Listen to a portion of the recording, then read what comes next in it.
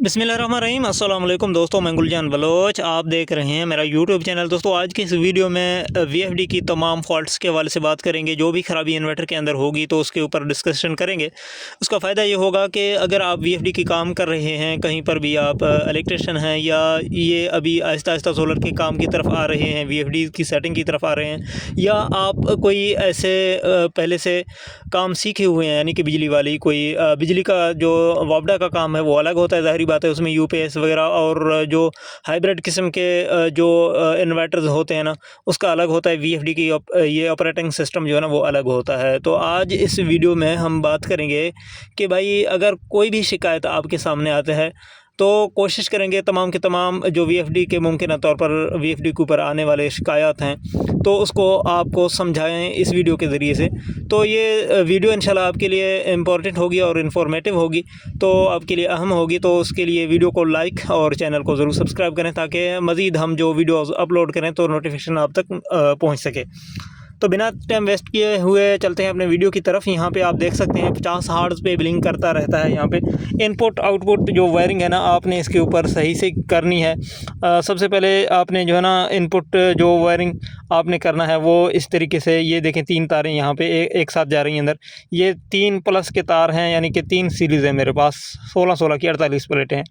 अब ये वो जो है ना माइनस के तारे हैं और ये यहाँ से जो है ना पैरेलल किए हुए हैं, आगे सिर्फ 2 आ रहे हैं। ठीक है, इस तरीके से वायरिंग इनपुट आउटपुट आपने ठीक करनी है। यहाँ पे UVW पे आपने मोटर की तारें लगानी हैं और RT पे सोलर की, अगर यहाँ से आप वापडा दे रहे हैं तो आप प्लस माइनस पर सोलर की वायरिंग कर सकते हैं। ठीक है, अब वायरिंग ठीक करने के बाद आपने इसकी सेटिंग की तरफ आना है। उसके लिए आपने क्या करना है, सबसे पहले मैं आपको यहाँ पे समझा देता हूँ। यहाँ पे आपने देखें ना, मुमकिन तौर पर यहाँ पे फॉल्ट्स आते हैं। सबसे पहले आपने रीसेट करना है। रीसेट करने के बाद मैं आपको समझाता हूँ कि आपने क्या करना है। प्रोग्राम बटन दबाएं, P0 पे आपने जो है ना एंटर कर देना है। P0 पे P0 17 करना है। P0 17 पे करके एंटर कर देना है। अंदर जो है ना 0 लिखा हुआ होगा, यहाँ पे 1 करके आपने एंटर कर देना है। ये देखें यहाँ पे इसकी सेटिंग जो है ना मुकम्मल रीसेट हो चुकी है। अब जब आप 2 दफ़ा प्रोग्राम बटन दबाएंगे, या तो यहाँ पे 50 हर्ट्ज़ शो होगा या फिर SP1 जैसी कोई फॉल्ट आएगा, या POFF का फॉल्ट भी मुमकिन तौर पर आ सकती है, क्योंकि रीसेटिंग के बाद इसकी पैरामीटर जो है ना वो खुद ब खुद चेंज हो जाते हैं। तो घबराना नहीं है, मैं आपको समझाऊंगा कि आपने क्या करना है। सबसे पहले रीसेट करने के बाद आपने देखना है कि ये VFD पर कौन सी फॉल्ट आ रहा है। मिसाल के तौर पर यहाँ पे बहुत सारे फॉल्ट्स आ सकते हैं।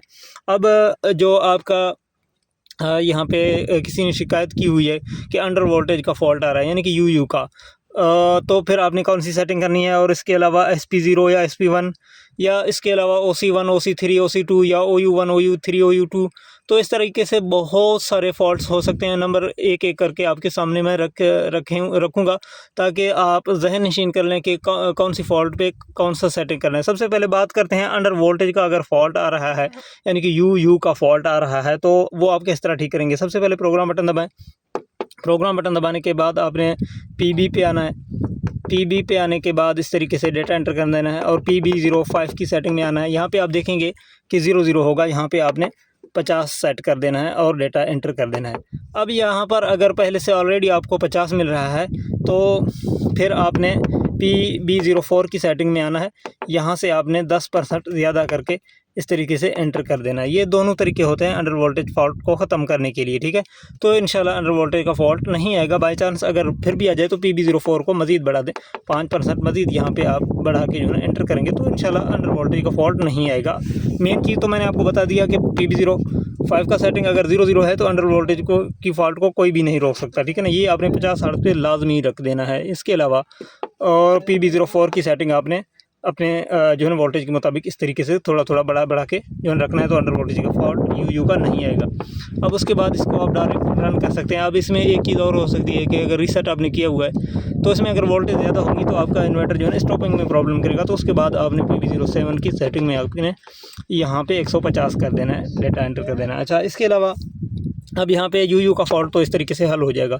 अब अगर POFF का फॉल्ट आ रहा है या रीसेटिंग के बाद आपका POFF का फॉल्ट या SP1 का फॉल्ट आ रहा है, तो आपने क्या करना है, आपने प्रोग्राम बटन दोबारा दबाना है, PB में एंटर करना है। PB की एंटर करने के बाद आपने PB00 की सेटिंग में आना है। यहाँ पे रीसेटिंग के बाद यहाँ पे 1 होगा, इसको 0 करके आपने एंटर कर देना है। तो पावर ऑफ का मसला या SP1 का मसला ख़त्म हो जाएगा। अगर आप सिंगल फेस पर आप चलाना चाहते हैं, सिंगल फेस 2 तारों पे, तो सिंगल फेस मोटर पर SPO का फॉल्ट आ सकता है। यहाँ पे आपने SPO का फॉल्ट के लिए यहाँ पे PB01 की सेटिंग आपने 0 कर देना है, ठीक है।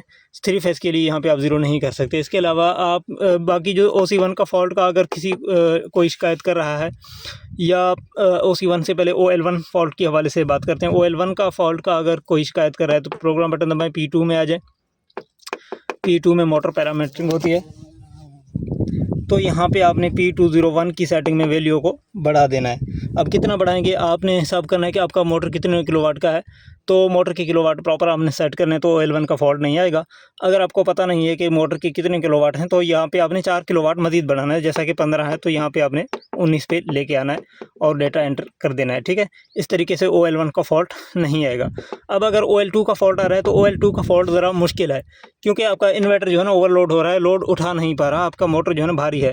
तो फिर ज़ाहिर बात है इन्वर्टर की कैपेसिटी से ज़्यादा अगर मोटर होगी तो उसको कवर करना मुश्किल है। उसके लिए भी फिर मैं आपको एक हल बता ही देता हूँ। प्रोग्राम बटन दबाएं, PE में आए, मास्टर सेटिंग में, और मास्टर सेटिंग में आने के बाद आपने डेटा एंटर करना है। डेटा एंटर करने के बाद इस तरीके से PE00 होगा, फिर आपने एंटर करना है, सारे 0 हो जाएंगे। यहाँ पे आपने कोड डालना है 40721, तो 40721 इस तरीके से आपने डालकर जो है ना यहाँ पे एंटर होना है 40721, डेटा एंटर। यहाँ पे आपने OL2 की सूरत में आपने PE02 की सेटिंग में यहाँ पे 1-2 किलोवाट इस तरीके से कम करके एंटर कर देना है। उसके बाद आपने PE11 की सेटिंग में जाके यहाँ से आपने 50 या 100 से कम नीचे 90 से लेकर 50 तक जहाँ से ठीक हो वहाँ पे आप रख सकते हैं। अगर फिर भी आ जाए तो फिर आपको ज़ाहिर बात है इसकी रिपेयरिंग करनी होगी। अंदर जो पुर्जे हैं उसके कमज़ोर पड़ रहे हैं, मॉड्यूल का भी मसला हो सकता है, तो वो आपने जो है ना ताकतवर लगाने होंगे।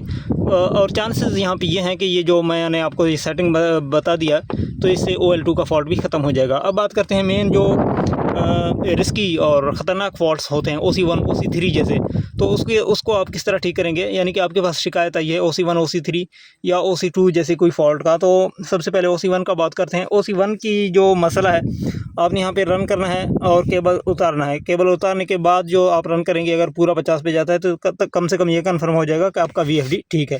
उसके बाद आपने केबल को चेक करना है। यहाँ से आपने जो है ना केबल को फॉलो करते हुए मोटर तक जाना है, और मोटर का ठापा खोल के अंदर से भी देखना है, और मोटर का भी किसी मशीन के ज़रिए से चेक करना है कि मोटर तो शॉर्ट नहीं है। अगर सब तमाम तर चीज़ें क्लियर निकली तो ये हो सकता है कि आपका मोटर भारी और इन्वर्टर छोटा पड़ रहा है। तो उसके बाद आपने इसकी P0 की सेटिंग में एंटर करना है। P0 11 और 12 की टाइमिंग थोड़ा बढ़ा देना है ताकि ये लोड उठा सके और टॉर्क लोड कम से कम हो। तो P0 11 में आपने कितना बढ़ाना है, यहाँ पे जो है ना 20 सेकंड सेट है, तो आपने 40 पे करके एंटर कर देना है, और P0 12 को भी आपने 40 पे करके एंटर कर देना है, ठीक है। तो इस तरीके से मुमकिन तौर पर OC1 की फ़ॉल्ट का भी दिफा किया जा सकता है। और इसके अलावा OC3 का अगर कोई फॉल्ट आ रहा है तो यही आपने ट्राई करना है जो कि आपने OC1 के लिए किया, यानी कि P0 11 और 12 को। और एक चीज़ ये है कि सबसे पहले आपने अपने केबल का चेक करना है और चीज़ों का। अगर ठीक ना हो तो फिर OC3 के हवाले से आप PE की सेटिंग में जा सकते हैं। क्या करना है जी, मैं आपको बताता हूँ। 40721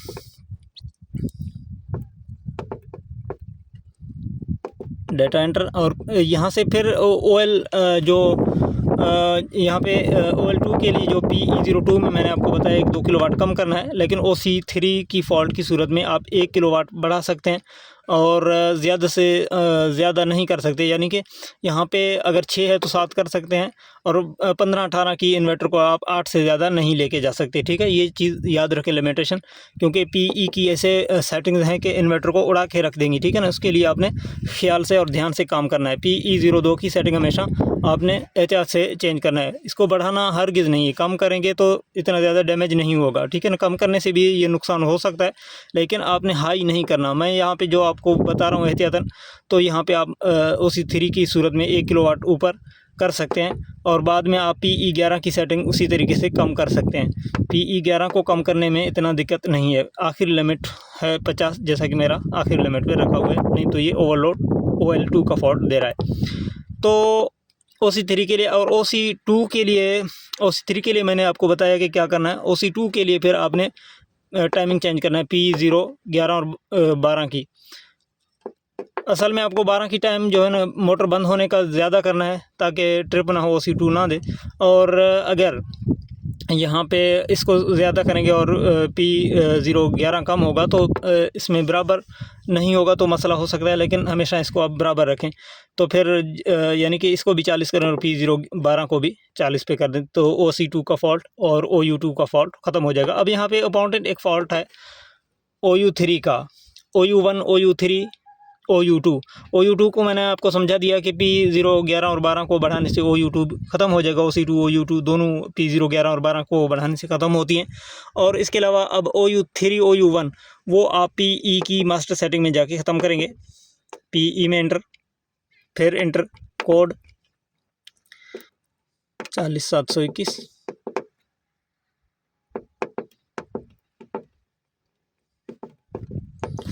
अच्छा, OU1 OU3 के लिए सबसे OU3 अगर फॉल्ट आ रहा है तो 7 में आके बढ़ा दें, और 7 में 800 से ज़्यादा ना करें, कोशिश करें 850 तक अगर मजबूरन करना पड़े तो कर सकते हैं। और उसके अलावा PE 10 की सेटिंग चेक करें। ये देखें यहाँ पे 115 है। अब मेरे वोल्टेज कम है तो 115 पे कोई मसला नहीं है। अगर आपने स्प्रिंग में प्लेटें ज़्यादा लगा रखी हैं यानी कि 15 से ज़्यादा 16 हैं तो फिर आप इसको जो है ना 100 से ज़्यादा हरगिज़ नहीं करेंगे, और मजबूरी की सूरत में फिर 90 कर सकते हैं। 90 से ज़्यादा नीचे नहीं कर सकते, 90 से कम नहीं कर सकते, ठीक है। 90 से लेकर 110 तक इसकी आप सेटिंग रखेंगे। और P07 की मैंने आपको बता दिया कि आप मजबूरन 850 तक कर सकते हैं, वैसे 800 नॉर्मल है। अगर OU3 का फॉल्ट आ रहा है तो इन दोनों सेटिंग में गड़बड़ होगा, यानी कि ये 800 से कम होगा, और PE 10 की सेटिंग अगर वो 800 से कम नहीं है तो PE 10 की सेटिंग 100 से ज़्यादा होगा। ये आपने 100 पे लाना है और वो 850 पे करना है। OU3 ख़त्म हो जाएगा। अब OU1 का ताल्लुक भी तकरीबन यहाँ से है, यानी PE07 की सेटिंग अगर कम होगी तो भी OU1 का फॉल्ट आ सकता है। अगर PE 10 की सेटिंग ज़्यादा होगी तभी OU1 का फॉल्ट आ सकता है। इसके साथ OU1 को आप यहाँ से भी चेक करेंगे, यानी कि अगर हर सूरत में ना जा रहा हो, PE7 भी आपने बढ़ाया है और PE 10 को आपने भी कम कर दिया है, तो यहाँ पे PE11 की भी आप फिर ट्राई करें, क्योंकि अगर नहीं जा रहा तो PE11 में आपने यहाँ पे कम करना है। कितना, वो आप 80 पे 70 पे भी कर सकते हैं। OU1 OU2 OU3 का फॉल्ट का मैंने आपके सामने बता दिया, और OL1 OL2 का भी बता दिया, और इसके अलावा OC1 OC3 का भी बता दिया, SP0 SP1 का भी बता दिया, और इसके अलावा बहुत सारे फॉल्ट्स हो सकते हैं। आखिर में जो इन्वर्टर के ज़्यादातर नहीं आते, लेकिन बहुत ही कम आपने देखी होगी, आउट 1 आउट 3 आउट 2। तो ये जो आप स्क्रीन पर तस्वीर देख रहे हैं, कोशिश करूँगा कि तस्वीर स्क्रीन पर आ जाए। अगर एडिटिंग में मिस्टेक हुई तो माफ़ कर दीजिएगा। तो यहाँ पे आप देख सकते हैं आउट 1 आउट 2 आउट 3। ये फॉल्ट अक्सर आउटपुट आपने कोई ब्रेकर लगाया हुआ है तो वो आप चेक कर सकते हैं, और केबल में कोई ख़राबी होगी तो भी ये फॉल्ट्स आ सकते हैं। अगर केबल की तारें निकालते हैं तब आते हैं तो तब IGBT में मसला हो सकता है इन्वर्टर के, तो वो आपने चेक करना है, अपना इन्वर्टर रिपेयरिंग सेंटर में लेके जाना है। अब इसके अलावा ITE जैसे कोई फॉल्ट्स आ सकते हैं, वो कंट्रोल बोर्ड यानी कि सर्किट CPU कार्ड में मसला हो सकता है। और बाज़ दफ़ा OC1 OC3 का फॉल्ट जो है ना CPU कार्ड और OC1 IGBT मॉड्यूल की वजह से आता है। तो उसमें आप हर तरह अगर कोशिश करेंगे ना, केबल मोटर सब कुछ देखेंगे, तब वो फॉल्ट्स जो है ठीक नहीं होंगे तब तक, जब तक आप इन्वर्टर को जो है ना रिपेयरिंग नहीं करेंगे। तो इसमें ज़्यादातर मैंने कोशिश की है कि ज़्यादा से ज़्यादा जो फॉल्ट्स रोज़मर्रा आते हैं ना वो आपके सामने रख लूँ, तो उम्मीद काफ़ी होगी कि ये जो फॉल्ट्स हैं वो मैंने आपके सामने रखे हैं। इंपॉर्टेंट चीज़ एक है जो POFF का फॉल्ट है, उसका तकरीबन मैंने ज़िक्र तो कर दिया है, क्योंकि PB00 की सेटिंग मैंने आपको बता दिया कि POFF का फॉल्ट आए तो PE00 की सेटिंग में, यहाँ पे मैं आपको दिखा भी देता हूँ PB00 की सेटिंग। PB00 की सेटिंग में आपने यहाँ पे 0 रखना है तो POFF का फॉल्ट नहीं आएगा। अच्छा, अगर फिर भी आ जाए तो इसका मतलब ये होगा कि आपका वोल्टेज कम है, तो आपने मास्टर सेटिंग PE में जाके इसकी वोल्टेज रेंज जो है थोड़ा बढ़ाना है, कम करना है, यानी कि ज़्यादा वोल्ट चाहिए ना हो, कम करना है, तो ये फॉल्ट ख़त्म होगा। कौन सी सेटिंग मैं आपको बताता हूँ। यहाँ पे PE 8 की सेटिंग में आपने कम करना है, यहाँ पे आपने जो है ना और अगर पहले आप देखेंगे 350 होगा तो यहाँ पे आप 250 या 150 या 100 भी कर सकते हैं, तो POFF का फॉल्ट तो ख़त्म होगा।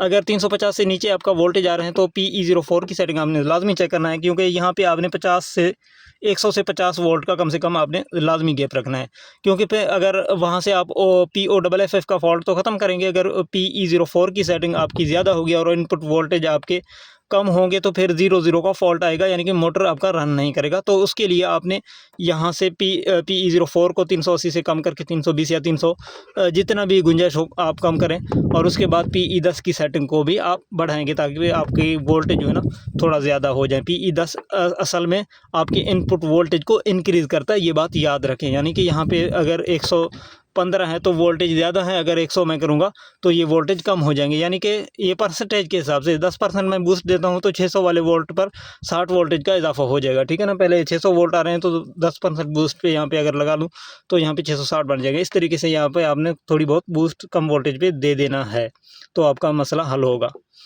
बाकी जो दीगर इसकी पैरामीटर्स हैं वो आपने छेड़ने नहीं हैं। और ये जो मुमकिन तौर पर फॉल्ट्स के हवाले से मैंने आपके सामने ये जो चीज़ें रखी हैं ना, तो ये आपने करके ट्राई ज़रूर करना है। ये वीडियो लंबी हुई और थोड़ा जल्दबाजी में मैं रिकॉर्ड कर चुका हूँ। आप रिपीट करके ये वीडियो देख सकते हैं और डाउनलोड करके भी आप अपने पास रख सकते हैं। मज़ीद कोई इन्फॉर्मेशन चाहिए हो, ऊपर नंबर दी हुई है, तो यहाँ पे आप इन्फॉर्मेशन ले सकते हैं। कोई फॉल्ट अगर आपसे हल नहीं हो रहा हो तो वो आप हल करवा सकते हैं वीडियो कॉल के ज़रिए से या फ़ोन कॉल के ज़रिए से। उसकी छोटी सी चार्जेस होगी, वो आपको तब बताई जाएगी जब आप कॉल करेंगे। वो ज़्यादा बिल्कुल भी नहीं है, घबराने की ज़रूरत नहीं है। तो उम्मीद करता हूँ ये चीज़ें आपकी समझ में आई होंगी और वीडियो से आप मुत्तफ़िक़ और मुतमईन हैं। अगर लास्ट तक वीडियो आपने सुनी है तो कमेंट में ओके लेकर ज़रूर जाइएगा। अपना बहुत सारा ख्याल रखें। इजाज़त दें। अल्लाह हाफ़िज़।